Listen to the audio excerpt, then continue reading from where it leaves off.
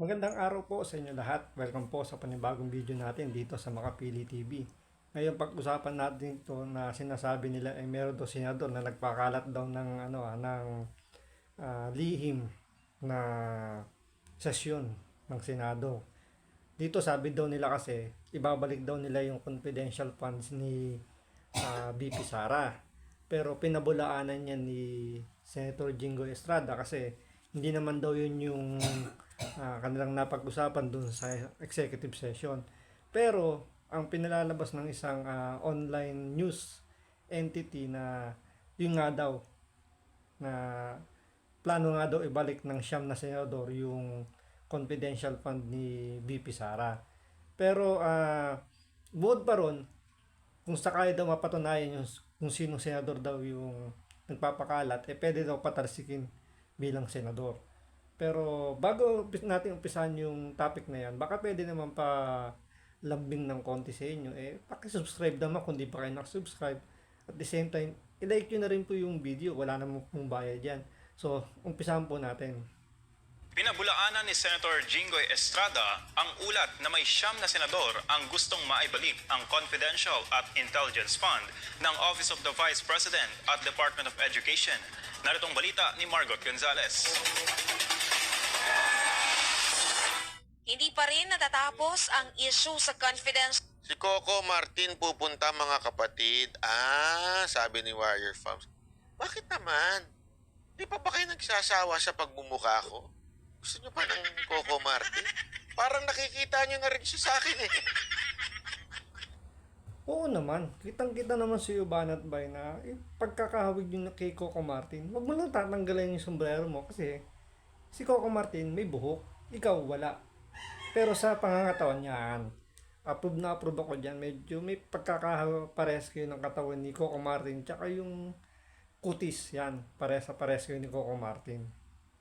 At pa nyo? Ha? Hindi, biro lang ha.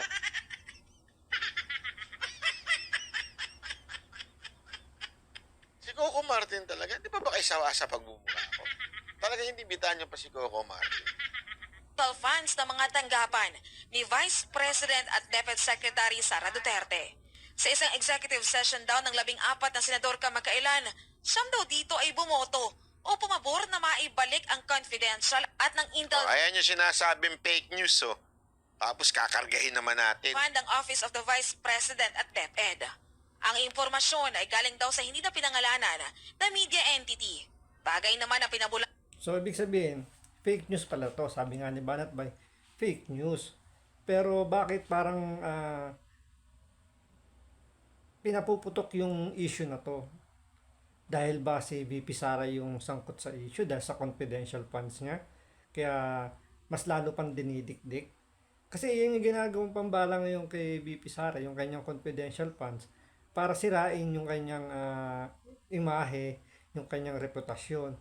Kahit na binawi na nga niya, 'di ba? Sinabi niya hindi niya na itutuloy yung paghingi ng confidential funds.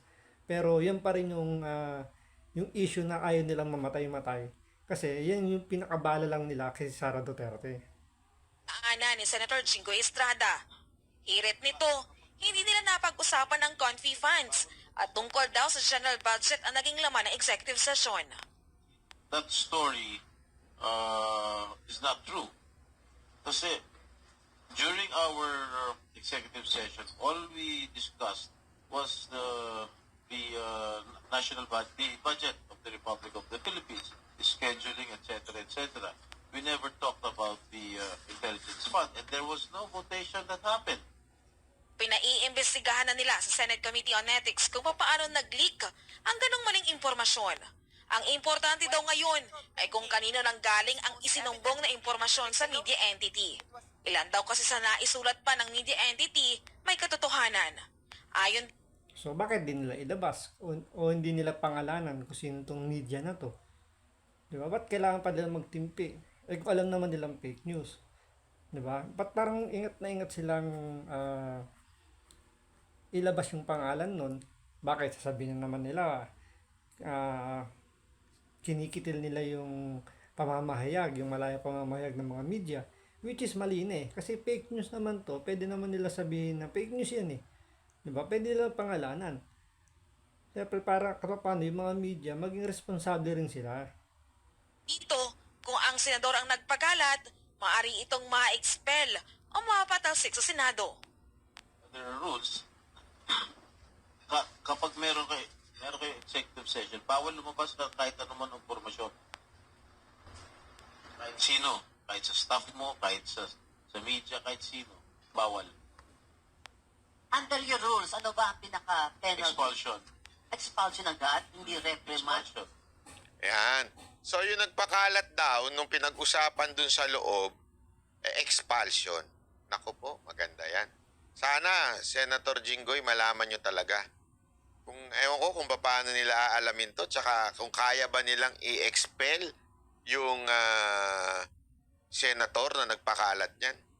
Napaka-importante niya kasi that's actually, dapat sinabi niya nga dito na this is a national security issue. Dahil kaya nga ho ginagawa sa executive session para ho kasi napaka-sensitibong mga bagay ang Yan ang tanong dyan, kung kaya ba nilang pangatawanan na patalsikin yung senador na naglabas daw di umano ng mga ng napag-usapan dyan sa executive session na yan. Yun lang pinakamalaking tanong dyan kaya ba nilang panindigan yung sinasabi nilang expulsion na yan? usapan doon. Tapos lalabas lang sa online news. O kung yung online news nagpakalat ng, sabihin wala naman silang sources, nanggaling lang sa haka-haka nila, dapat sila ang parusahan, di ba? O, sana ganun. Kaya lang kasi kung meron senador, sana ma-expel talaga yung senador na yun. Sana meron. Kasi maliho talaga yan. Napaka-importante po niyan sa Pilipinas. Kasi 'di ba may mga bagay na lalo na pag iniimbestigahan mga importanteng bagay, lalo na sa droga noon madalas yan Kasi buhay ang diyan. Tapos first time, kaya sabi nga nila first time mangyari to sa kasaysayan ng Pilipinas na may inilabas galing sa executive session. Ay sa executive session, executive gathering na yan. Ibig sabihin yung yung private lang. Bawal ho yun. Sana nga talaga ma-expel ho yan yung executive session na yan. At saka, siyempre, sigurado naman na inform naman itong mga senador na to bago pa man sila maupo. Kung ito'y baguhan, na-inform naman sila dyan na hindi nila pwedeng ilabas yung kung ano man yung mapag-uusapan sa executive session. Yung mga matatagal naman, alam na nila yan. So, it's either nasa baguhang senador yan or talagang yung matagal ng senador na nakaupo may intensyon na sirain talaga ang buong Senado. So, dapat pangatawan nila, expelled nila talaga yung senador na naglabas ng maling impormasyon na yan. Kung sino man yan, pakalat na yan.